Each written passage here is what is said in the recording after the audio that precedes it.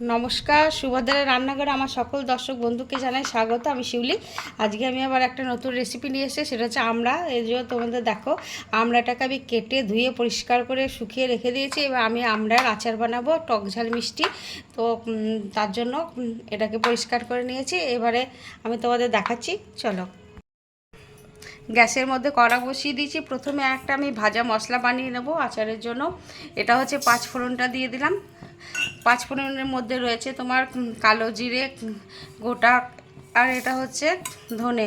আমি দিলাম গোটা ধনে, মৌরি, জিরে, কালো জিরে, মেথি, এগুলো দিয়ে দিয়েছি। রাঁধুনি 5 ফোড়নের মধ্যে রয়েছে। আর শুকনো লঙ্কা দিলাম, আর ধনে দিয়ে দিলাম। আর এবারে কয়েকটা সর্ষে দেব, একটু অল্প করে সর্ষে দিয়ে দিলাম।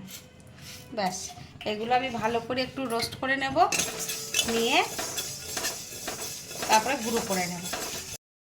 আমার মশলাটা প্রায় ভাজা হয়ে এসছে, সেন্ট ছড়াতে শুরু করে দিয়েছে। আমি তার মধ্যে একটুখানি জোয়ান দিয়ে দিচ্ছি।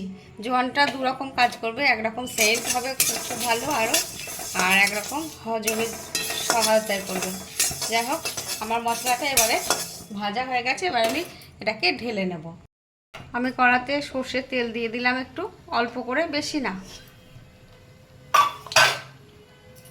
এবারে আমি একটু 5 ফোড়ন দিয়ে দিলাম, শুকনো লঙ্কা দিয়ে দিলাম। আর ফোড়নটা ভাজা হয়ে গেছে। এবার আমি আমড়াগুলো দিয়ে দেবো। হলুদ দিয়ে দিলাম,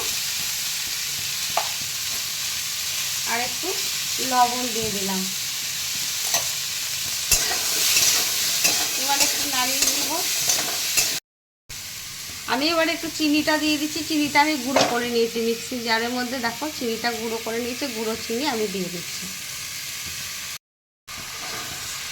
আর চিনিটা আমি মিক্সড করে দেবো।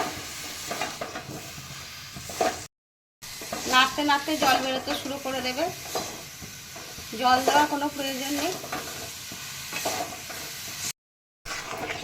আমার চিনিটা দেখো একদম গলা হয়ে গেছে। এবার একটু ফুটবে, আঠা আঠা হবে। আর এদিকে আমি মশলাটা গুঁড়ো করে নিলাম।